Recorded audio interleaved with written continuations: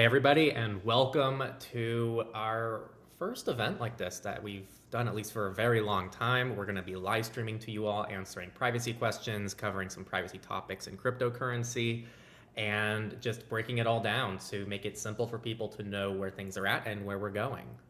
So, do you two want to introduce yourselves? Sure, I'll go ahead and jump in. Yeah, thanks for putting this together, Henry. I'm excited to have a little bit more like roundtables amongst the cake team because we have people from just so many different backgrounds and expertise, and it's going to be fun. So, yeah, I'm Seth for Privacy. I joined Cake as VP almost 6 months ago, which is wild that it's been that long. But absolutely loving it here, loving the focus on privacy and being able to bring privacy across every cryptocurrency. Nice. And Tox? Hey guys, I am Tuxedo. I'm sure if you're in the Monero community, you probably know me. But I'm in very much into privacy, digital privacy, very much into Monero, kind of follows that ethos. I do operations at Cake Wallet, and I also do a lot of design now. And I've been with Cake for just over a year. Nice. And then I'm Henry, and I'm marketing for Cake, and I joined also a little bit less than a year ago. So we're all fairly new to Cake, but we all come from a privacy background, which I think is actually pretty fun. So kind of the layout we have today is we're going to cover where we're at right now, around 10 minutes or so, and we would love comments and questions, so please leave them, and we will have a whole Q&A at the end, and we'll definitely engage with you all and get back to anything. We're also going to talk about just specific technologies. So we're going to cover Bitcoin silent payments, MWEB, Monero, other projects like Zcash, Xano, Dash, etc. And then also we're going to cover our approach to privacy at Cake Wallet and how we integrate these things in Cake Wallet. That's just going to be a little bit at the end. We want this to be pretty applicable to any wallet. Seeing a couple of hays from Jack and Air Sandfire. Welcome, guys. Definitely say hi. Go ahead and share this with other people you know. And get some people involved. If anyone who you want to talk about privacy with, this is the place to do it. So to get started on where we are now, I'd love to hear from both of you where we're currently at with privacy in your view in crypto. Tux, do you want to go first? Yeah, just like a general privacy in the cryptocurrency space. Yeah, I'm very much, sorry, I'm trying to pull up that Notion link here. I could follow. Yeah, so privacy in the crypto space, it's in a pretty decent spot, I would say. It's definitely a lot better than it used to be. And I mean, the only reason I got into crypto in the first place, unlike a lot of people who have been in it for a long time, who have been into Bitcoin for a long time, I only got into it because I found out you can use cryptocurrency to buy things privately online. So at this point, I think it's in a pretty good place. There's still a lot of need for privacy, like in general, like most of the popular blockchains are fully transparent and maybe have some privacy tools, maybe don't. But there are definitely privacy chains like Monero that do a very good job at facilitating those needs. And I think people are rapidly realizing the need for that. And a lot of people are starting to move over to and noticing, like, wow, these chains that have been working on privacy for a while now, they actually, like, really matter. And we actually need that. I think a lot of people are starting to wake up to that. Yeah, I would definitely agree. I feel like over the last, like, 3 or 4 years, there's been a real shift in the cryptocurrency space to realize that privacy is more than just, like, a speculation differentiator, which I feel like was really the only reason that a lot of people cared about, like Monero. There was a lot of Zcash speculation, not usage, but speculation, things like that, where people were kind of hunting, oh, is privacy, like, is that going to be something that can make me money? But I feel like over the last 3 to 4 years, there's really been a major shift where people, even people in cryptocurrencies that are not privacy preserving by default, like in the Bitcoin space, people have finally realized, oh, we can't just tack on privacy as an afterthought. We have to really care about this in everything that we build, or else it's going to get shut down. And I think especially over the last year, there's been a shift within the Bitcoin space, especially to realize that we can't just build app level privacy. We can't rely on centralized solutions. We're going to have to do this in a way that is actually going to be resilient, because we're not always going to be in this nice environment with a government that's pro crypto or pro privacy. I don't know if we've ever had a pro privacy government, but at least not anti privacy. And that shift has been great to see, but we have a long ways to go. But just like as Tuck said, I think there's been this big awakening. We've seen tons of new users in the Monero ecosystem. I mean, I think Cake Wallet's a great example of many of our users are here because they want privacy. They want it on whatever their favorite cryptocurrency is. And while we don't provide privacy tools for every chain, because some of them, they don't exist, or some of them, they're much more difficult, we do with like Monero. We saw a massive influx of Litecoin users when we implemented MWEB, which is it's not perfect, but it's a good step forward for privacy in Litecoin. And it continues to show that there is this demand, that people do naturally want this. And the more we see things happen, like people getting $5 wrench attacked because it's found out that they have a large amount of cryptocurrency, or the more we see things happen, like governments go after privacy tools that aren't built into the base layer, the more people realize, as kind of the Streisand effect, that the more people realize, hey, if they don't want me to use this, maybe I need to investigate using something like this, because clearly it's something that gives me power and shifts that power out of the hands of those who are in my government or whatever. Yeah, I think it's interesting because it sounds like the spark for more resilience is people barring the use of privacy. And I feel like that's not the correct order of operations, because typically once privacy is taken away, it's pretty hard to get it back. But that's been a pattern for a while now. We see a lot of privacy tools that get attacked legally or by governments, or people who work on some of these tools get arrested. And so building privacy tools that A, are private, but B, are resilient and can resist those kind of attacks are, two sides of the same coin. That's not really discussed as much, which is weird to me. And then, again, with any of these questions, anyone who's listening, please also go ahead and leave any of your perspectives. We kind of want this to be a community thing. People can watch this after the fact and see what the community has to say. In terms of the actual discussion, I'd love for us to kind of pick apart individual aspects of privacy. Seth, I know you just brought up a ton of different technologies like MWEB, Monero. For someone who's new, who's listening to this podcast, or stream, space, what do we call this? All of the above. All of the above. It's everything. So for someone new to this, maybe they're new to crypto privacy, can we kind of put together a good, better, best little scenario here to just start off with, to break it down for people? And maybe we can kind of collaborate here. I'll let you two kind of put it together, but if you two can kind of come together with a good, better, best, that would be kind of nice to lay out the broad situation, and then we'll dive into each one from there. Yeah, I can kind of jumpstart that side of things. So when I think about privacy in cryptocurrencies, you kind of have to think about 4 different aspects of privacy. So you have to think about, is the person sending this transaction, i.e. me, protected? Like, is the history of my transactions before this going to be linked to this transaction? So I would turn that kind of receiver privacy. And then we would say, is the amount of the transaction hidden? So can anyone other than the person I'm actually paying see the amount that changed hands in this transaction? Then you have receiver privacy. So if the person I'm sending to would lose privacy because I'm sending them funds, i.e. they give me a Bitcoin address and I can see that they've received that Bitcoin address before, then they wouldn't have receiver privacy. But on the other hand, Monero, for instance, would use stealth addresses, and you would have very strong receiver privacy.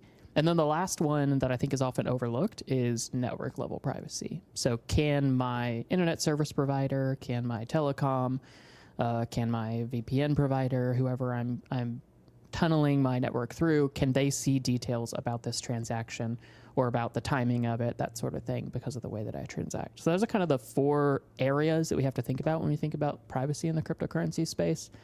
And I'll maybe just start off with the best and then let Tux jump in. I think the best is relatively easy these days. It's Monero. I mean, the approaches that Monero takes. You talked about privacy and resilience. I mean, Monero has been focused on how do we build, yes, privacy at the base layer, very strong default privacy for every user, but also how do we build this out in a way that is resilient? even to nation state attack. Like, how do we best protect this and make it as resilient as possible? And Monero's kind of been building for this environment that we got into about a year ago, really 2 years ago. That's eased off a little bit in the US over the past couple of months, but we're not out of yet. And because of that, Monero's just perfectly positioned right now to be the best tool for financial privacy in the cryptocurrency space. You could make an argument that Zcash, if used perfectly, would be better in some ways, but in the real world, it's almost never true. And especially after Monero gets full chain membership proofs, hopefully this year, it'll be really a no-brainer at that point that Monero's the best there. But any thoughts you want to jump in on there, Tux? No, I mean, I fully agree with what you said. Monero is kind of stands out as being, in a way, it's the original privacy coin, and it's kind of cool that it's also the one that's maintained its, I guess its leader space, its leader in the privacy space throughout this time. I mean, there's been several attempted Monero forks, and none of them really took off. Monero just keeps continuing to grow and continuing to get adoption and continuing to be developed and continuing to improve. And there's definitely some interesting tech from Zcash. They've definitely done some interesting things, but I think the way in which they had initially had a trusted setup, and I think the way in which they have an organization and how that sets up, I think it kind of took a little bit away from that community aspect that Monero has that people really like, and how it's very much a decentralized organization. You've got people from all over the world that are working on the project. And Monero just has a lot of really good community adoption. And I think Monero, when you take a look at everything like you were saying, Seth, I think Monero is pretty much the winner. And especially with full chain membership proofs replacing rigged signatures, that'll be a massive, like a huge improvement to sender privacy, and will put it on top of everything else. Yeah, I definitely agree that it's well positioned there, and like you said, has never really been threatened by any others, because I think the default nature of privacy in Monero is so key. And I think that's where I would kind of segue into other approaches is when it comes to privacy, I think a lot of times we get caught up in the technical aspects of like how perfectly does this protect the sender? Is the amount cryptographically hiding or cryptographically binding? Like we get into all these technical details, but a lot of times the far more important thing with privacy tools is how easy are they to use? How hard is it to actually access the privacy that's theoretically provided here? And with Monero, that's always been you just use an e-wallet and you have good privacy. So as the user experience of wallets has improved, the access to privacy in Monero has improved without those wallet developers having to do anything extra for the privacy. But when you look at like maybe we could call them the next tier of cryptocurrencies or of privacy tools in the cryptocurrency space, I think something like MWEB extension blocks, MWEB and Litecoin is probably a good example of that. Or maybe well-done CoinJoin implementations in Bitcoin. But you have two very different user experiences there. So like with MWEB on Litecoin, it's pretty trivial to use it, at least in Cake Wallet. Hopefully more wallets in the Litecoin space and the mobile space adopt it as well. But in Cake Wallet, you press a button to move funds into the MWEB side chain, whatever you want to call it, extension blocks technically. And when you want to spend, you just spend from those funds and you have better privacy. And when you want to move those funds back on chain for some reason, like an exchange doesn't support MWEB, you just hit one button, say how much you want to move off. It's not complex. You're not waiting around for other people to coordinate a transaction with you. It's very straightforward. And that user experience means that far more people are going to be willing to jump into that because there's a very low hit to their quality of life by taking that step. Whereas something like Samurai Wallet, may it rest in peace right now, but hopefully back soon if things keep shifting a little bit more favorable in the US. It also provided actually very good privacy if used properly. There were really good tools built in, good defaults, but it was really hard to use. It took a long time. You could expect it to take hours to make a coin join. A lot of the like post-mix spending tools were pretty complex. So for the advanced user who could tackle it, I felt like it provided quite good privacy. And like I felt very comfortable with Samurai Wallet and with the privacy that it provided and how it had been proven over the long run. But I knew that like I'm never going to get my dad to use Samurai Wallet. It's just there's no world in which that was ever going to happen. Whereas with Monero, it's very simple for him to use, and it's very simple to explain. So I think it's important when you think about like tiering privacy tools, how easy are they to actually use? Because one may be technically better, but much harder to use, and thus not nearly as useful of a tool for the average person. Something to kind of throw at you, because I think a layer of usability is where you can use the cryptocurrency. I know something I see and hear a lot, and also how you get it, that getting Monero is hard, or at least harder than other cryptocurrencies. So what about the on and off ramps, and what about actually using the cryptocurrency? Do you guys have thoughts on kind of a good middle ground that ties that into privacy in some way? Yeah, I mean, that's definitely a key factor, and I think that's one piece of FUD that's sometimes thrown at Monero, is that because it's harder to get, you have a smaller anonymity set, which I don't think is an accurate way of looking at it, but is something that we should think about, because the harder it is to get, the harder it is to use. If you can't get Monero, it's simple to use privacy is pretty pointless for you. But one of the really powerful things about cryptocurrency that I think is often overlooked is that the ability to move between cryptocurrencies is just infinitely easier than fiat currencies. And that's one of the things that has made people love Cake. That's one of the reasons why I wanted to join the team, is because when we embrace this kind of multi-crypto world, that's really the reality right now. As much as Bitcoin maxis or Monero maxis or Ethereum maxis want to pretend that we only need one chain and that's all that we're ever going to have, right now, if you embrace this multi-crypto world, it actually fixes a lot of problems. Like, yeah, it's really hard for me to go from fiat to Monero in most parts of the world, but I can go fiat to Bitcoin quite easily almost everywhere in the world. And then guess how simple it is to swap from Bitcoin to Monero. It takes maybe 30 seconds to actually make the swap, let's say 20 minutes to actually receive the funds. It's really trivial, and there's even tools to do that in a decentralized and permissionless way. So that makes it so that unless you shut down every cryptocurrency, it's almost impossible to prevent on-ramping and off-ramping from any cryptocurrency, because it's so easy to swap between them. Essentially, all you need to be able to do is be able to communicate with someone. And if you can communicate with someone, you can trustlessly swap cryptocurrencies with them, which is really cool. And that's a really powerful aspect of cryptocurrency that's not addressed much.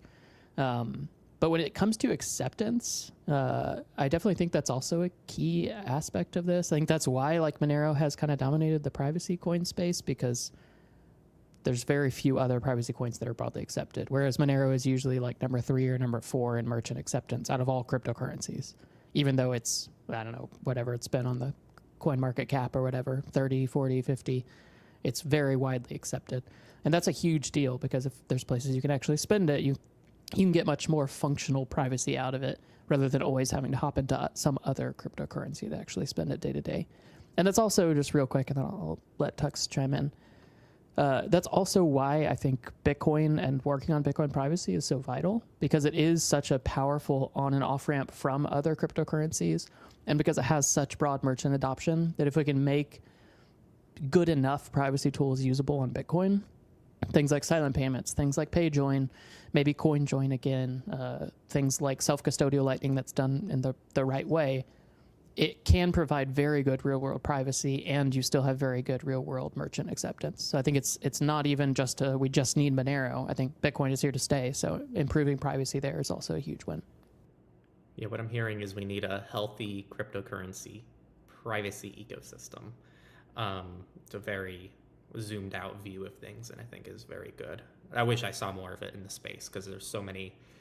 I mean, we release what I think are some pretty cool things, and then I check Twitter, and then it's like, oh, why'd you release a feature for this other chain? And it's like, well, because we can. And you know, there's thousands, hundreds of thousands of other users on the other chain that are benefiting from it. So I just think it's ironic that a lot of people will, you know, in the name of tribalism, give up an improved lifestyle just for the sake of tribalism. It's just really interesting to me. Yeah. And good privacy really is a rising tide that lifts all boats. Like it's something that helps everyone. If people can have better privacy on Litecoin, that actually helps me as a Monero user, because it means that less people are going to be caught up in this mass surveillance trap. I'm going to have people who are easier to transact with, who do have financial privacy, so that as soon as I transact with them, I'm not losing all my privacy. It really is a rising tide that lifts all boats. So people should be thrilled with privacy improvements on any chain. I mean, obviously, yeah, there's going to be just like complete garbage coins that just use privacy to try to make money. And obviously that's not a good thing, but actual usage of privacy tools is really a benefit to the space broadly. Yeah. I do always want to bring up, because I know there are a lot of people who like Zcash. Is there a reason why both of you prefer Monero over Zcash for like a best case scenario? I mean, like for me personally, it's probably because of it's a couple things. It's because of the acceptance and also the community as a whole for Monero. And like another reason that Seth brought up earlier, which is huge, I think it was really big in like the whole Zcash versus Monero, like I guess wars, was that Monero was private by default. And that's really important because when you're onboarding people to something new like crypto, like it's already complicated for a lot of people, and a lot of people need something to be really, really simple, or else they're just not going to use it. That's like 99% of people. And by having this setup where you gotta move your coins into a private pool and all that kind of stuff, having multiple address types, it gets really confusing really fast for the average user. The average user just wants the ability to send and receive. That's it. That's all they know how to do. That's all they want to be able to do. And that's all they should have to know how to do, right? We shouldn't expect the user to have to understand how all these things work, which is why Bitcoin's kind of become a little complicated. You have so many address types. You've got so many things happening on Bitcoin. But Monero is just designed to do one thing, and it does that one thing really good, which is act as a peer-to-peer electronic cash, where you just send and receive. You've got a single address type, and all you do is just send, and everything happens behind the scenes. There's no transparent Monero. It's just all private automatically. And obviously you can give way to some transparency if you're an organization by sharing your private view key with others. But as a normal user who just wants to use it, that's all you have to do. You just use it. You send and receive. And of course, Monero does have a couple downsides that I think are relatively minor in comparison to the privacy it brings. Obviously, you have to do this on-device synchronization and scanning to find out which outputs are yours, which can be a little expensive depending on your network situation and depending how often you sync your wallet. And of course, you also have the 10-block lock, which is usually around 20 minutes, because Monero does not have child pays for parent. It doesn't have replace by fee. So you do have to wait to use that again if it gets locked. But because Monero is quick and is not a very bogged down or limited chain like Bitcoin is, you're pretty much guaranteed to have those outputs available again after the 20 minutes or the 10 blocks. Yeah, I think the reason that a lot of people too had given up on Zcash in the past is the organization structure behind it. There's just a lot of corporate stuff, a lot of the way the initial setup was done, a lot of the way that some of the coin distribution was done over the years with the founder's fee and dev fee and other things. Those kind of organizational things really, I think, turned a lot of people who have been in this space for a while off. But I think those are separate from the actual, like, how is it as a tool for privacy? And Zcash, thankfully, has gotten to the state where it is a reasonably good, usable tool for privacy because they've started to do things like auto-shielding, which means that even if you receive transparent funds, your wallet automatically shields those funds so that you're almost always able to spend out of that shielded pool and have good privacy. So like they've come a long way, and they've gotten to where I think it's like reasonable now. But for me, like Tuck said, the big thing is acceptance. I mean, there are so many places where I can spend Monero, especially in the privacy space. I mean, almost every service that I use accepts Monero directly, VPN services. I'm hoping to get Kagi to accept Monero directly because that's one of the few that does it. But their new updates, this is totally off topic, but their new updates as of the last week are crazy because I know a lot of people were complaining about their account-based requirement, so cool. And they over-engineered a solution for that, and then also their Tor Onion service. And I think Monero would be even better.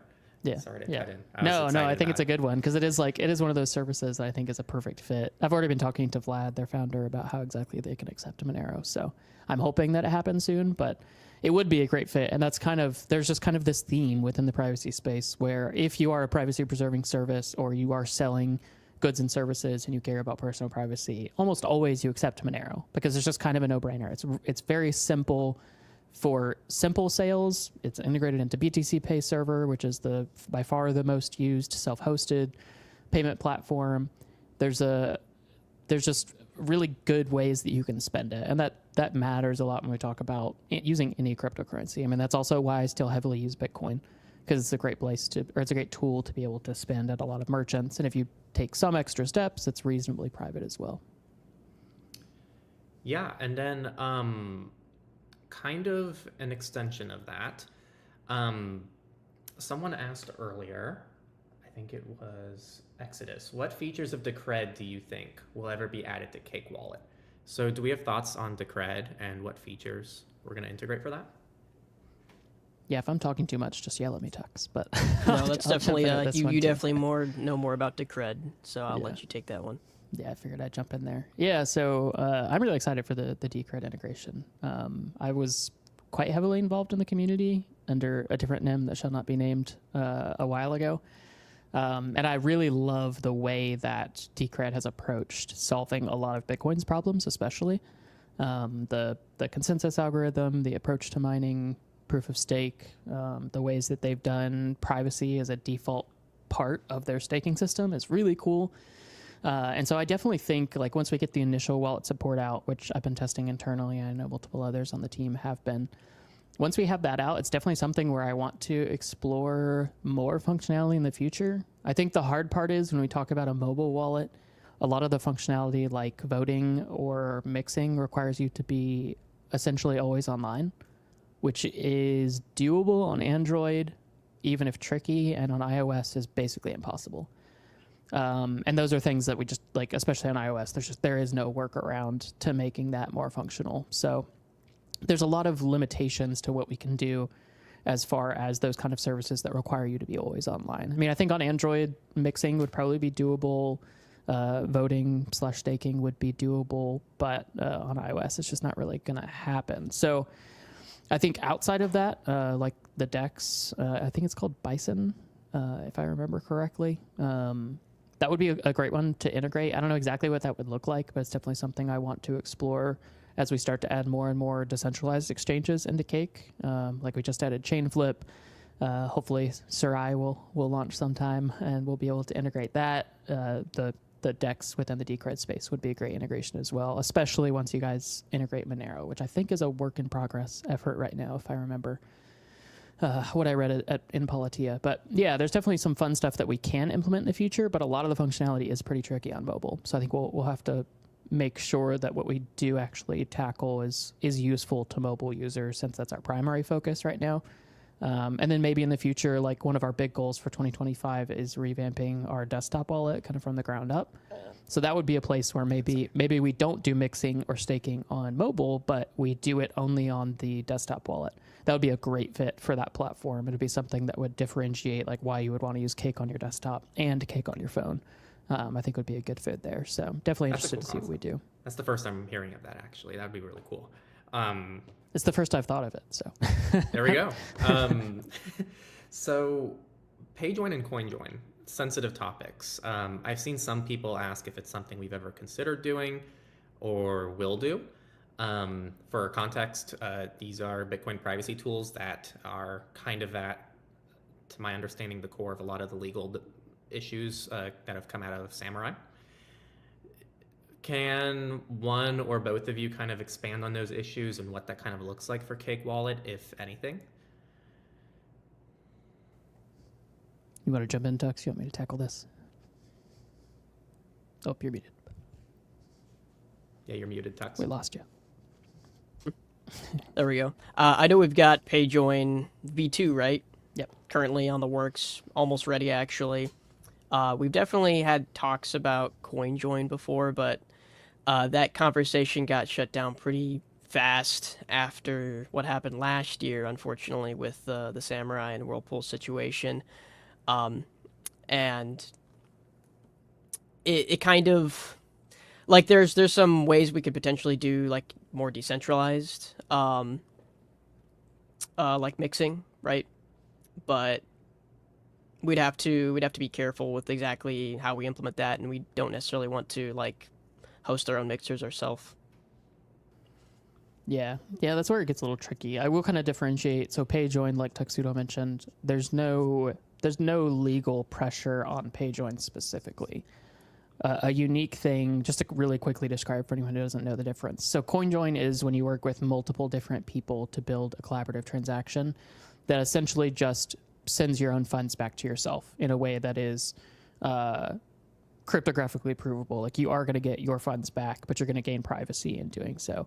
PayJoin is different. So PayJoin is essentially you just work with the person that you're wanting to send money to. So like a merchant or a friend who you're trying to send money to, you work together, just the two of you, to create a collaborative transaction that hides the true amount that's being spent and the amount of change that's coming back to you, and also hides what the true spend input is. It's really, really cool functionality. It's a little tricky from the user experience perspective, which is one of the reasons why I think adoption never happened with V1, but V2 has a lot of changes to the core approach that make it much more useful. Thankfully, there's no legal pressure against PayJoin, and there's some really good technical reasons why there's not, because essentially it's two people communicating directly. There's no centralized server. There's no entity taking a fee. There's nothing like that happening. So like even with our PayJoin V2 integration, Cake has nothing to do with your PayJoin transaction. If you do a PayJoin with your friend, we don't even know that it happened. There's no server that we run. There's nothing like that happening. So it's just you essentially communicating with the person you're paying to build that more privacy-preserving transaction. So yeah, PayJoin V2 is something that we have hopefully in a public beta by the end of the month, I would say, maybe even a little bit sooner. And that's going to be a huge breakthrough. Bull Bitcoin launched their integration at the beginning of right before the end of the year, I think. So we'll be the second in the space to do that. Really excited. Especially, I feel like Cake is always leading the way, so we're almost always like alone. Like we implemented silent payments, and basically no one else has. There's a couple more like kind of proof of concept wallets, but no one else has. So it's like if you want to use silent payments, you have to use Cake, and if you're not using Cake, I can't send you anything using silent payments. But it's nice with PayJoin. We're starting to see broader adoption than silent payments. It's much more straightforward. And so that'll be something that hopefully will grow within the ecosystem quickly. A quick comment on the CoinJoin thing. Like Tuck said, just the regulatory environment's really rough for that right now. The decentralized options that exist in the Bitcoin space are just honestly not great from multiple different angles: privacy, fees, the amount of time it takes. So there's just not a good option there right now. And we're definitely not going to put all of the other things that we do at Cake at risk for one specific feature. So we have to be smart, obviously, about how we approach things. Hopefully there will be a really good precedent set in the Tornado Cash case, a really good precedent set in the Samurai case. They will go free, and it'll be a no-brainer that we would implement at that point. I mean, I know Vic's been discussing this concept even with the Samurai Wallet guys for like the last 5 years. That's been an idea, but has never quite been actionable. And hopefully, if this all clears up, everybody gets to go home and get back to working on awesome privacy tech. It'll be something we can implement in the future, but we'll see. I'm sure a lot of people have kind of like the question of like, okay, we've got Monero, which is super private. Why is there this precedent set against mixing in Bitcoin? And I think part of the reason for that, Seth can definitely expand on that, but I think part of the reason for that is that for Monero, it's just built in. It's part of the protocol. It's how it operates. But with Bitcoin, it's individual tools, and a lot of times, like in the case of Whirlpool, it's a centralized entity with centralized infrastructure that's really easy to go after and take down. So if it's something that's decentralized, it's obviously going to be a lot more resilient. But in a lot of cases, these privacy tools, particularly mixers on Bitcoin, have been centralized, and it's such a small amount of people that are using it. Because it's not part of the Bitcoin protocol natively. It's something you have to go out of your way to do. It's much more easier to be attacked because there's really not that many people that use these tools, unfortunately, versus something like Monero, where Monero's already very widely used. There's a lot of people that use it. There's no central infrastructure for Monero. It's just Monero nodes and people mining all across the world. It's not something that they can just go on and attack. Because of the way that Bitcoin privacy tools like mixers have been set up in the past, I think it makes it easier for them to set a precedent to go after people who are creating privacy on something like Bitcoin. Yeah, it's still insane for them to be targeted, and I think well beyond the limits of the law today. And again, hopefully that will be proven in court, and there will be actual justice in those cases. But it is one of the downsides of if you don't build in privacy by default into the consensus level, where you cannot make a transaction in Monero that is not private because it will not pass consensus rules and it will not make it into the network. Whereas on Bitcoin, the default is non-private, and to do anything with privacy, you're essentially fighting the nature of Bitcoin to be able to do that. And it is possible, but like Tuck said, it requires, to work well so far, it requires centralized infrastructure. There's usually an entity taking fees, which can make it a little bit easier for regulators and legislators to go after them. So it's definitely an area where I think Monero is far more safe from that. And it's a long step from the current approach to attacking Monero, which is essentially make it hard to bridge fiat to Monero and back again, versus saying using or developing anything for Monero, which is just a decentralized protocol, is illegal. That would be a huge, huge leap, well beyond Samurai Wallet, Tornado Cash cases, etc. So I think there's a lot more, again, resiliency there, like Henry was saying earlier. I think that's a key advantage of Monero having built for this scenario from day one. I mean, from 2014, the Monero community has been laser focused on, if this happens, how do we remain resilient?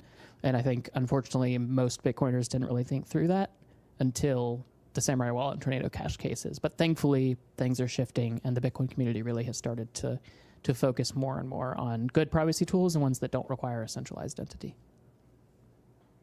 Yeah, and then I have one kind of final question here before we kind of dive into specific features in Cake Wallet people can use to maximize their privacy. And it's from Air Sandfire. Tuxedo said Monero is a decentralized organization, but what is its governance structure and how are decisions made? So I know for us, we keep up with things on GitHub where we have contacts with people at Monero and we keep up with development. And we integrate Monero, so we're just a lot more familiar with it. But for somebody who just uses Monero and they're not really following it, they don't see what happens behind the scenes. So if one of you can kind of give a really simple top-down explanation for someone who's never heard of it before, I think that'd be really helpful. Seth can definitely also expand on that one better because he's been in the Monero community for much longer. But Monero it's not like Zcash where you've got kind of a corporation backing. You've got an actual company. Monero has what's called a core team that has specific members on it that are voted on for specific terms. And there's no real for-profit corporation that kind of backs Monero. Monero does exist as a non-profit, but the team is effectively, in a way, decentralized. And if Seth has more details on that and specifically, he can give that. But everything that's done, regarding decisions that are made, regarding meetings, all of that for the most part is totally public, and you can join in on that. You can watch it. You can see where the money goes because the sort of organization is a nonprofit. So it gives it this sort of resilience that something like, I guess, Zcash wouldn't have in terms of they've got a big for-profit corporation behind it. They may have had VC backing, I don't remember, but the layout's different, and I think it breeds more transparency and more resiliency because of how it's set up. Yeah, I mean, I think you can more closely compare Monero with Bitcoin than something like Zcash or a lot of other organizations or a lot of other cryptocurrency projects where there is no governance structure in Monero, which is in some ways good, in some ways really frustrating. It's the exact same in Bitcoin. I mean, even when we see all the discussion that's been happening over the last 12 months or so around covenants and potential soft forks in Bitcoin, there is no governance structure. So it's just kind of talk about things and figure it out. That's kind of the governance structure. It's pretty much the same in Monero. There's no central entity that makes decisions. Basically, everything happens on GitHub, Matrix, or IRC. So if you really want to be involved in the decision-making process, just become active there and prove that you're actually invested, that you actually care about helping out, because obviously they're not just going to let anyone sway the decision-making, but everyone has a voice and has the ability to have input into the process of making decisions. But a lot of it just happens in those discussions. Things are decided. People write code, people submit PRs, people review and accept PRs if necessary. Things get merged in and things happen. So it's very much run like most open source projects, but with a bit more involved discussion process, because there's things like deciding what are the consensus rules of Monero going to look like in this next hard fork. What are we going to specifically enforce or not enforce? Those kinds of decisions have to be made just asynchronously by the community. So it's definitely tricky, but that has the massive benefit of there's no single entity that a government or an attacker can put pressure on to change or to break or to cause problems with Monero. Like an example of this would be that Fluffy Pony, who has been a major part of the Monero community for, well, I think since almost day one, since like the first year that Monero was around. He was arrested on some weird situation happened, but he was arrested, and there were issues with him potentially being extradited, and a lot of people in the space were thinking like, oh, like they're going to get some secret thing from Fluffy Pony, or they're going to force him to give over these keys, or they're going to force him to do this or that. But again, there's no central entity. He was someone who was heavily involved in the project, but he had no superpowers to be able to control the project or sway people or have any technical control over anything. So it provides a lot of resilience where even in those kind of situations, which normally could be scary, like what if Zuko, when he was leading Zcash, was arrested and said, you have to change this about Zcash, he would have a lot more sway. I mean, he still hopefully did not have like technical control individually of key aspects of Zcash, but it's one of those things where when you have a more decentralized governance structure, which is essentially there is no governance structure, it has advantages. But it also means that if you want something to happen within the Monero ecosystem, it's going to take you a lot longer than it would than if you could just ring up someone's CEO and say, hey, you need to implement this feature, and he just makes it happen. So it has pros and cons, but it's much more useful, especially when you're thinking about resilience and decentralization. Yeah, it reminds me a lot of the messenger space. There's a lot of parallels between messengers and cryptocurrencies. And over in messengers, you have something that requires trust and just an organization, a company, in this case, Telegram, very much just trust us, bro. Like, yeah, we're not going to end-to-end encrypt things by default. But don't worry, we've never handed over data to governments, even though there's been multiple stories that we have. Just ignore that. Trust us, bro. And then what happens? The CEO gets arrested, and out of nowhere, their privacy policy changes. Then they come forward and say, well, actually, we have kind of complied for a long time with law enforcement. We just didn't really say, and now they're still not really clear with how that's kind of unfolding. Compare that to, I think Signal's a pretty common comparison, but I think in this specific comparison, a better option might be Matrix. Something or Simple X, or just anything that allows you to host it on your own. It can't really be blocked. It's on a protocol level. It's something that there's no single person that you can arrest or put pressure on to completely derail the approach that the whole project takes. So just inserting my little comparison for people who might be new to the cryptocurrency space to kind of understand the difference there. Now I want to kind of finish this out before we get into the open discussion. So feel free to start leaving any questions. I know we already have one from Air Sandfire who asked about new administration in the US and how that could impact privacy.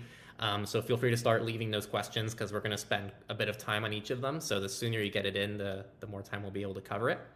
But before we get to that, and while we're talking, please, again, keep leaving questions. I want to talk about wallets and privacy, which is very tangible to people. So of course, we all work for Cake Wallet, so we apply everything that we've talked about to the tools that we build. So we try to do this all by default with Cake Wallet. So I want to talk about what that looks like, but I also want to talk about people who don't use Cake Wallet. What are the kind of things that people look for if they're choosing a wallet or they have to use a wallet that's not Cake? So that way we can help people set up the framework to be able to assess like what's a good wallet for their privacy, why or why not. And I think in some ways, it obviously benefits us too because we do a lot of this by default, but I think that we should be always encouraging people to use whatever the best tool is for them. So why don't we start with kind of the main things that people should look for in a wallet in terms of privacy and security? Yeah, I think when I think of what are the kind of must-haves from a privacy perspective within a wallet in the space generally, it's usually going to be that it's open source, not just source available, which there's a lot of debate around that in the space, but I think open source is a much more valuable distinction because it means that ideally there are other people building on top of that project and making sure that there are not clear security or privacy holes that are either intentional or unintentional by the developers of that project. So it should be open source. It should allow you to connect to your own node with whatever cryptocurrency that is, because you want to make sure, especially like within Monero, it's good to have, but not absolutely necessary to connect to your own node, because you still have a lot of good privacy assurances, even from a potentially malicious remote node. But in most of the cryptocurrencies, like we're talking Bitcoin, Litecoin, Bitcoin Cash, etc., if you're not running your own node, you are essentially revealing your wallet balance, all your transactions to a third party. Hopefully you trust that third party. Like if you use Cakes and use our default nodes, you're trusting us to not log, and we're committed to not logging or to ever do anything like that. But if you can't trust that other third party, or if something goes wrong, you could be revealing a lot of financial information about yourself to a single party. So you really need to be able to connect to your own node no matter what. It's also just good incentive to push you to run your own nodes and to learn how that side of the cryptocurrency space works. So that's, I think, a key piece. I think the third one would be, and this one's not necessarily a requirement for everyone, but I think the ability to use that wallet properly with the Tor network is a really important one. Again, I don't think it's a necessity, because not every threat model requires that you're running everything through Tor. But it needs to be a possibility, both for anti-censorship reasons. So if you're in a country that starts to, let's say, block you connecting to Monero nodes, the Tor network has a bunch of functionality built in that prevents censorship or makes it very, very, very, very difficult. So it's a key functionality for that. And then obviously for privacy, so you're not revealing your IP address or revealing that you're the same entity every time you go back and sync with the upstream nodes. So I think that's key functionality. I would say those are probably the three for me that are like a base level, and then you can really get into a lot more in like what specific functionality on each chain exists. But I think those are the three main ones for me. Do you think being non-custodial is a requirement to have a privacy wallet? Oh, yeah. I probably should have had that one in there. Well, I mean, I was just, Yeah. for me, it's one of them, which is why I was asking. So I didn't know if it's something that you left out, or if there was, I mean, and I guess it's a valid question. Is there a way to do privacy without being non-custodial? No. No. Okay. Yeah. It was just kind of, I forget. I just was kind of assuming. But no, I think you would definitely have to be, it has to be self-custody, or else you're necessarily revealing all of your financial details to that third party. Again, hopefully that third party doesn't do anything wrong, but like a perfect example of this is in the Bitcoin space, the vast majority of users using the Lightning Network are using custodial wallets, things like Wallet of Satoshi. And they talk about the privacy guarantees of Lightning, but they forget that you're actually not getting any of those from Wallet of Satoshi, who are an entity who governments can, and I would say probably have, I think actually definitely have. I'm pretty sure there have been reports of them turning over user information, but any government can go to Wallet of Satoshi and say like, hey, we need you to give us all the details about the payment sent and received by this user. And Wallet of Satoshi has all of that, because you're giving over your keys, so necessarily that entity has full access to see exactly what's happening. So that's a big one for sure, and one that I shouldn't have left out, but definitely a key one. Yeah, at this point, I think it's kind of like, it's ubiquitous to us. It's kind of a no-brainer. You wouldn't really think about using a custodial wallet in the privacy space for exactly the reasons that Seth said. And Seth brought up really good points that I would also kind of have a requirement. If I were to use another wallet, it would have to be open source. Got to be able to use your own node, right? Like in some scenarios, like I use the Cake nodes myself, but giving people the ability to use their own nodes shows that, okay, we're not just trying to force everyone to use our node to like collect data or whatever. And then for me personally, in terms of Monero wallet, I am going to only use a Monero wallet if it's a full wallet, because there are some wallets that have Monero, but it's only as a light wallet. And the current implementation of Light Wallet's server for Monero kind of gives up a lot of privacy. It gives up your incoming transactions, which is not ideal. And I think having the ability to either choose one or the other, or just having a full wallet, I think that's, at least for me, that's a requirement, and that's something I do recommend for most people. Hopefully this year we will add support for Light Wallet servers, so you can host your own and have instant syncing. And in the future, with Monero hard fork, there will be the ability to use a Light wallet without giving up all that privacy that you do now with the incoming transaction information. But for me, that's currently a requirement, is having a full wallet support for Monero. And then in general, like, you could get into specifics like ability to coin control, ability to manage addresses, like auto address generation every time you receive. I think those features are good features to look out for a wallet that's privacy first. And of course, what is the wallet connecting to? It's like Cake Wallet, we only have a couple APIs that are first party. You can disable them before you even set up the wallet. A lot of mainstream wallets, they do a lot of telemetry, they do some tracking, which some of it isn't necessarily like specific information or bad, but they're probably not very privacy first. And so at Cake Wallet, we're very careful. We try to be very careful, and we try to set things up in a way that protects the user's privacy and gives them the option to disable anything that they would want to disable. Yeah, and I guess just to add on, I think you both are probably quite a bit more technical in the whole Monero and cryptocurrency space than I am, substantially. And so for me, perhaps being closer to a normie, I think the things I would look for is generally always open source. It's always generally a requirement from most software I try to use. But then Monero and a way to use it well. Those are kind of my three. Everything like Tor is fantastic. Custom nodes, also fantastic, and it should always have that option. But when I originally picked Cake Wallet to use, well before I worked for Cake Wallet, when I was looking for a wallet to use, those were kind of the three requirements. It's like, oh, it's open source, it's cross-compatible, so if I can switch devices, and I can actually use it, that's better than most other options that I could find.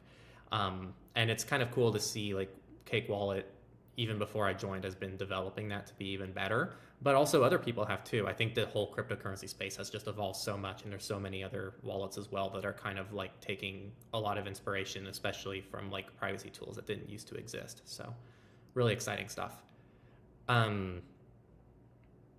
Now I do want to, so I'm seeing questions here from Kevin, future of Lightning payments, let's see. Kevin also asks more coins. Litecoin MWEB Cake user here. Any plans for adding Zcash? So we have some more questions. But before that, I wanted to ask, it was just on the tip of my tongue. Let me see here. Kind of future privacy tech. Sorry.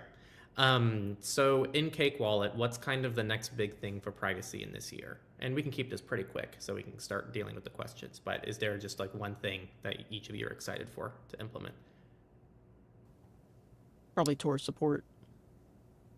That one's going to be a little bit of a challenge, making it work across the entire app. But for the most part, it's going to be, like, it's not going to be necessarily as foolproof as like using Orbot. Like if you're really trying to guarantee everything going through Tor, recommend using Orbot, but having a built-in Tor daemon into Cake Wallet will be very nice if you just want to use Tor for connecting to the node, because a lot of people host a Monero node at home, and it's way easier, which it's kind of ironic, it's actually way easier to host it via an onion link than having to do port forwarding, get a domain, all that stuff. So Tor is actually a really easy way to host your own like Bitcoin or Monero node, and soon we're going to have a built-in Tor daemon in Cake Wallet so that you can use that node without having to install an external app, set up a VPN profile, do all that crap. So that'll be a really great feature that can enhance your privacy, but also makes it easier if you want to use your own node that's sitting at home without having any potential privacy issues of hosting a node at home and also having minimal setup. Yeah, I think Tor is an absolutely huge one. I mean, like Tux hit on, you can use it today with Orbot, but it's not nearly as user-friendly, and there's some like potential hurdles that you have to jump through, some hoops to jump through.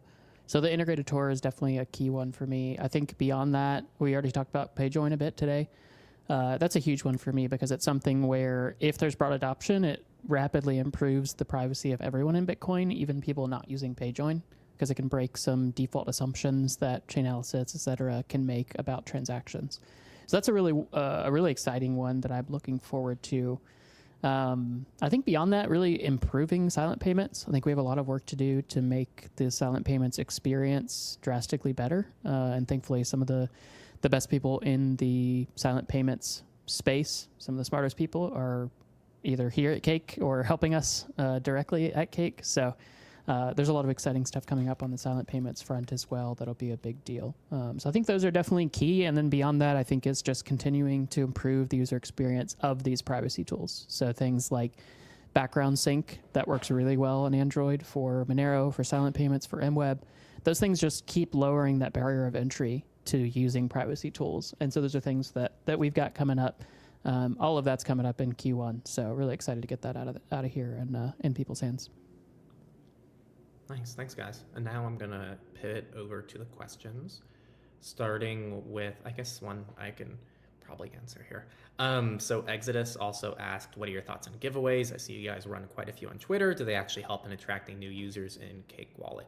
I'll provide funds for Decred giveaways when it's ready. If you wanna ever collaborate on a giveaway with us, always just reach out. I can't promise that it's not like a pre-commitment, but definitely reach out to us privately and we'll talk it over.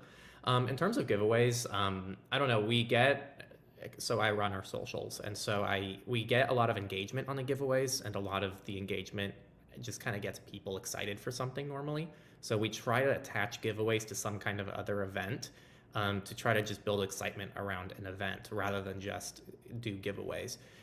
Because a lot of privacy tools deserve a little bit more hype than they get. And I think for better or for worse, I wish it wasn't this way, but getting people excited for a giveaway typically gets them to see, oh, wow, MWEB. We did an MWEB giveaway when it first came out. And I wasn't really super excited to see the original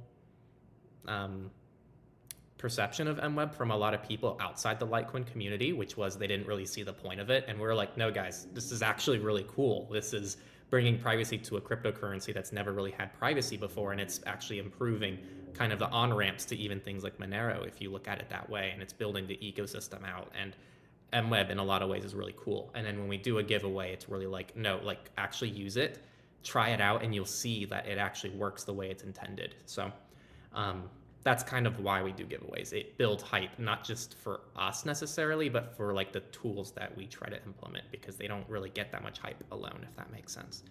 I don't know if you two have ever had a different experience with giveaways, but that's been kind of my perspective on it, running marketing. I think they're definitely hit or miss unless you do it in a really smart way. So I think obviously we try to be careful that they're not just like engagement baiting, but there's actually something interesting. But I think that is one of the cool things, is not like we're just drop a Bitcoin address, we're just going to throw some sats your way. But a lot of times we're doing things like, in order to receive the giveaway, like you're mentioning, you have to actually use MWEB on Litecoin, or we'll give away extra. I think the last giveaway we did, or one of the last ones around Christmas, was if you used a silent payment address to receive the giveaway, you got like 50% more or something like that. So like we're trying to use it to incentivize people to actually take that first step of using one of these privacy tools. And in doing so, yes, they get a financial prize, but it drives a lot of people, everyone who participates, depending on how we do it, to actually try out these privacy tools for the first time. And I think when we're doing our jobs well, the user experience and the barrier of entry is quite low, and they go like, oh, I'm just going to keep using MWEB. Like, this is a no-brainer. If I already use Litecoin, why wouldn't I just use MWEB? And that's the kind of thing that we're trying to spark there, rather than it just be kind of like an engagement baiting thing. But obviously always trying to be careful to make sure that we're using them in a way that's sensible and ethical and not crazy. So questions from Kevin here. What's the future of Lightning payments? And specifically, since there has been restrictions on LSPs being called as money transmitters. So does someone want to tackle that? Yeah, I can jump into that one because I've done a lot of thinking and reading on writing on that topic, specifically like the idea of if LSPs will have regulatory issues.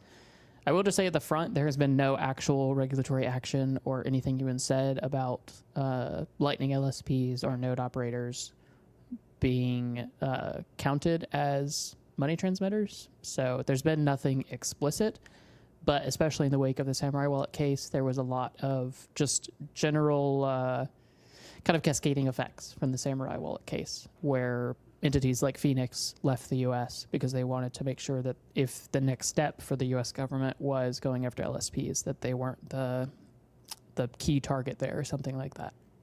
So I think there is definitely a lot of concern that they could be counted as this. There's no reason to expect that right now, but it is definitely something where, because of the way that the Lightning Network works, it's a little bit harder to be resilient from a regulatory perspective, because the Lightning Network is literally taking funds and passing them on to the next person. So like it's doing something that's definitely in a gray area.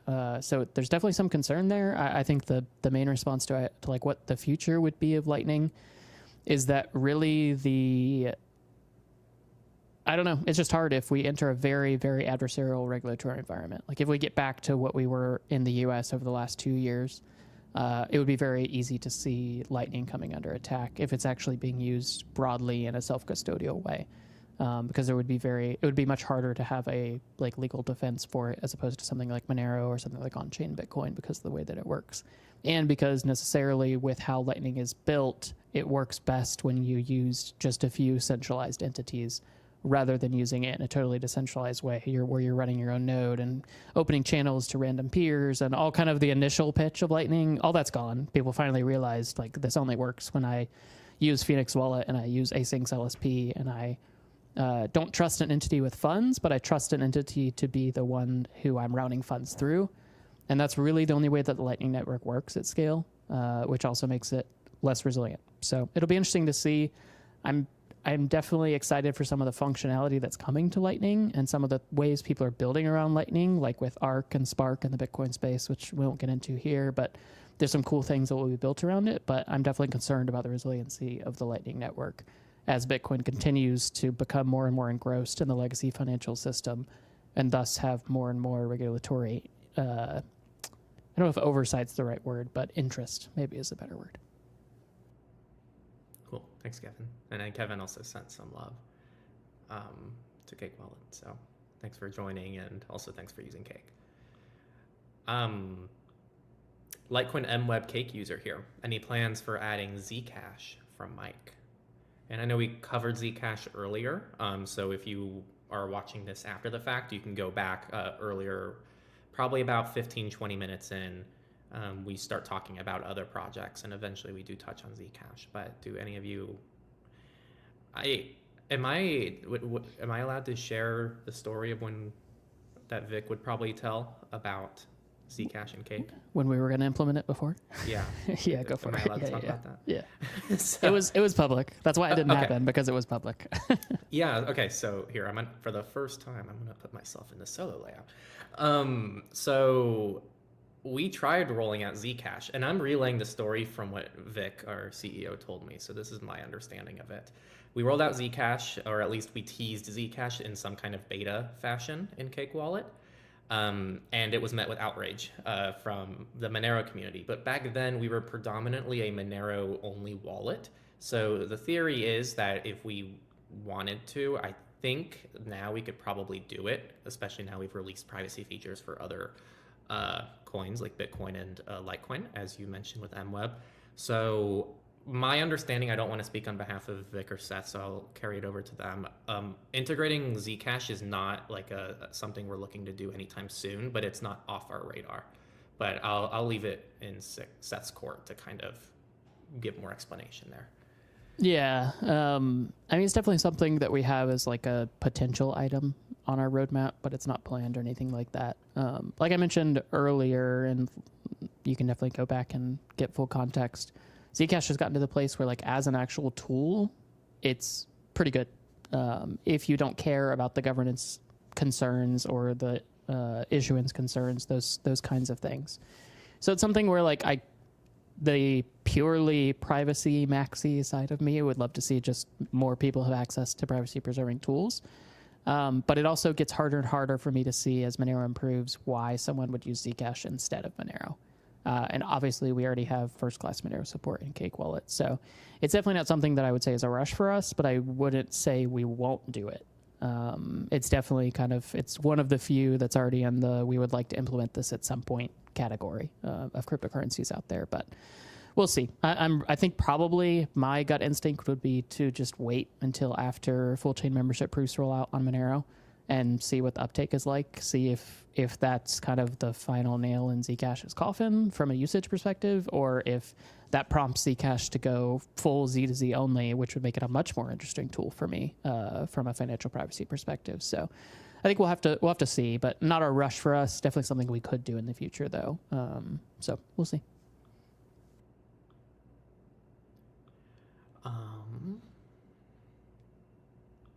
Will Cake Wallet support Electrum Thor addresses? I am not super familiar with this, so. I think in the follow-up he clarified that he meant like Onion service Tor address for our Electrum services, which I'll just quickly hit on as well. Definitely, I've been doing a lot of work revamping all of our node infrastructure, and Tor will be a part of that, but was not the highest priority, especially before we had native Tor support. But yes, we will definitely have native Onion addresses for our node infrastructure, ideally for all of the cryptocurrencies where we run node infrastructure, but priorities would definitely be Bitcoin and Monero for that, but also no ETA there. This might be a good one for talks. Kevin, air gap signing support, please. What is that? And do we have plans for that? Yeah, so Cake Wallet does actually support live QR code scanning for air gap signing. We do have an app called Cupcake. We haven't really promoted it too much because it's still in a little bit of an early stage. It's still technically in beta and hasn't been fully released to stable yet, but you can actually download this right now. But it's essentially an air-gapped wallet app that communicates with Cake Wallet via live QR codes. So the device can be fully offline, it can be fully untethered, like no Bluetooth, just all the radios off, and you can still sign transactions from Cake Wallet itself from the online device. So effectively, you can use it as an extra phone, whether it's an iPhone or like a really good Android with like Graphene OS. You can use that as a cold storage device, a cold wallet, to sign your transactions. And this standard also supports, it's like a using a specific standard that does work with Feather Wallet and Monero. I'm not aware of any other like devices or wallets that support it right now. It's possible it works with anything else, but yeah, you can try Cupcake today if you want to. Yeah, and when I was looking at Cupcake recently, I realized that it was Monero only. Do we have plans in the future of expanding that beyond Monero, or is that a Monero only type of feature? No, we're definitely going to expand it to lots of other currencies. Right now, it is just Monero. That was kind of the first one, but we will definitely add like Bitcoin, Litecoin, Ethereum, potentially.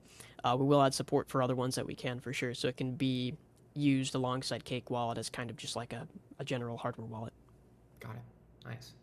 Yeah, I think as someone who I think one of the first things I got, this was way back in the day, probably like 2017, 2016 maybe, I got a Ledger Nano S.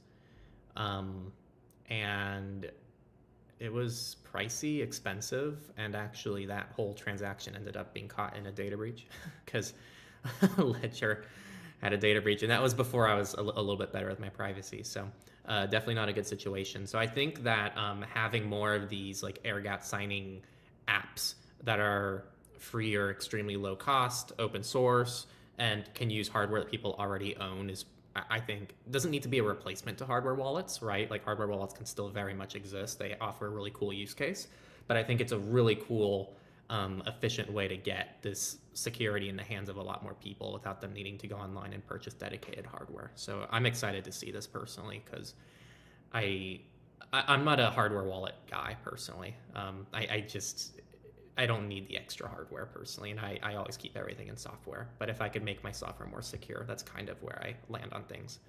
I think it's especially interesting too when we start to think kind of outside of the spoiled Westerner, spoiled American perspective, where like dropping $200 or $300 for a hardware wallet is reasonable, I would say, even if kind of excessive. But when you're talking like, how do I get someone in Argentina to have better security for their cryptocurrency? Or we're talking about Africa, Kenya, South Africa, whatever, places where someone dropping $200, that could be like a third or half of their year's income, depending on exactly where they live. But basically everyone in the world now has a smartphone, and oftentimes are still upgrading smartphones or have old ones. And that ability to use an old smartphone offline as essentially an air gap signing device is really, really powerful for those use cases especially. So I think shifting a little bit of the perspective, like it would be cool, like I probably won't be a huge Cupcake user, even if I love the concept, because I do actually like hardware wallets. Like, I'm really excited for Foundation's Passport Prime that they're releasing this year. And I think there's a lot of reason to have that, but especially when we start to think outside of like my bubble. I don't want to include y'all in that bubble, but my bubble at least, it shines a different light on it, where suddenly we can open up much better security for people's cryptocurrency in a broad range of income levels, rather than just kind of relative to the rest of the world, extremely wealthy Americans or Europeans. Nice. Well, those are kind of the main questions I'm seeing here. So I'll do kind of a last call. So if anyone has any more questions, this is your last opportunity to ask them. We're kind of running to the end here. Thank you to Kevin, DopeMind, Mike, and Exodus, all of you who left us questions. And also leave them after the fact. If you want to see something like this again, definitely let us know. We'd be happy to do it again. We have a really cool team. Sadly, Vic didn't show up, but Vic is someone that we'd love to have back on this. We have other team members. We have our developers we can bring on. So if you ever want to learn more about how things work, kind of our personal takes on a lot of the technologies in the crypto space, this is definitely kind of the way to do it. And I'm not on Twitter, but I know you two are on Twitter. X now. Is there anything else that you'd like to mention, or just kind of say as a final goodbye? Final goodbye. It sounds so Yeah. so daunting. Very sad. For the last time. Final goodbye for this stream. There we go. I don't think I have anything crazy. Just excited to continue getting the word out about privacy tools more generally, and psyched to be here at Cake. I just feel like there's so many awesome things that we're working on, so much room for improvement on things that we already have. Just really excited for what 2025 is going to look like for the privacy space generally, and specifically for how Cake Wallet is going to help the privacy space thrive. It's really cool to be in this position where all of us are directly impacting the adoption and usage of privacy tools. So pretty badass. Yeah, likewise. We've got a lot of cool things coming up. I'm excited for the updates we're going to have coming out this year. We got a lot of amazing developers working on some really great features, like Tor, like background sync. Seth's been going through all of our infrastructure, making it more resilient, improving it a lot, and of course, making Tor more of a priority. And we have a lot of user-facing UI enhancements that'll really change the way you get to use the wallet. That'll be really nice in the near future. So really excited for all those things.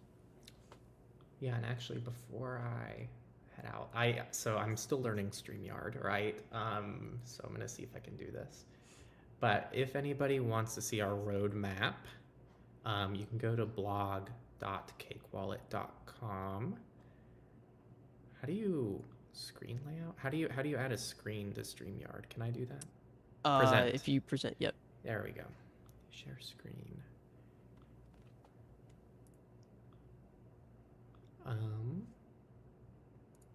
Here we are. Ooh, I don't like this layout. Here we go. So if you go to our blog at blog.cakewallet.com, you're going to see what we did in 2024. We launched Bitcoin silent payments, launched MWEB. We added some extra cryptocurrencies. We got Ledger support. So on the topic of hardware wallets, you can now use your Ledger device with Cake Wallet.